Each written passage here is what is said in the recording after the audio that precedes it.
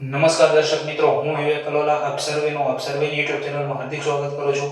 મિત્રો, 120 golden rules of English ગ્રામરની અંદર આજે આપણે રૂલ નંબર 30 વિશે ચર્ચા કરવાના છીએ. તો જો રૂલ નંબર 30 શું કહે છે? તો મિત્રો, રૂલ નંબર 30 એવો કહે છે કે લેટર એટલે કે LATTER અને લાસ્ટ એ પોઝિશન એટલે કે સ્થળ બતાવવા માટે વપરાય છે. ક્લિયર છે મિત્રો? બરાબર છે. તેવી જ રીતે લેટર એટલે કે LATER અને લેટેસ્ટ આ શું બતાવે છે મિત્રો? તો કે ઈ સમય માટે વપરાય છે. બરાબર છે. શેના માટે વપરાય છે? તો કે સમય માટે વપરાય છે. ક્લિયર છે મિત્રો? તો જોજો મિત્રો કે એક્ઝામ્પલની મદદથી એને સમજીએ જેથી કરીને તમને વધારે સારી રીતે સમજાય. કે I will talk to you letter. હું તારી સાથે વાત કરીશ ક્યારે? જ્યારે મને ટાઈમ મળશે ત્યારે. ટૂંકમાં I will talk to you letter એટલે સમય બતાવવાની વાત છે. તો સમય બતાવવાની વાત હોય તો LATTER ન આવે. શું આવે? LATER આવશે.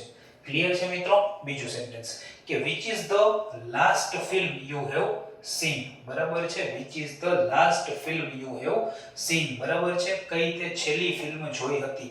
અહીં લાસ્ટ બરાબર છે. લાસ્ટ નહીં આવે. શું આવશે મિત્રો? સમય બતાવે છે. ક્યારે જોઈ હતી, કઈ જોઈ હતી. તો લાસ્ટ ની જગ્યાએ શું આવશે મિત્રો? તો કે લેટેસ્ટ આવશે.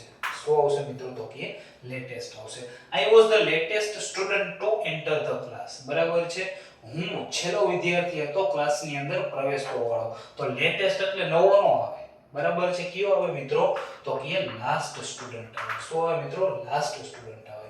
તો મિત્રો, રૂલ નંબર 30 છે એનું ફરી એક વખત રિવિઝન કરી લઈએ. LATTER એટલે કે લેટર અને જે લાસ્ટ છે બરાબર છે એ પોઝિશન એટલે કે સ્થિતિ બરાબર બતાવવા માટે વપરાય છે. જ્યારે LATER અને જે લેટેસ્ટ છે બરાબર એ સમય માટે વપરાય છે એટલે કે સમય બતાવવા માટે વપરાય છે, જેની ચર્ચા આપણે ઉદાહરણોની સાથે કરી. તો મિત્રો, આશા રાખું છું તમને હું રૂલ નંબર 30 બહુ સારી રીતે સમજાવી શક્યો હોઈશ.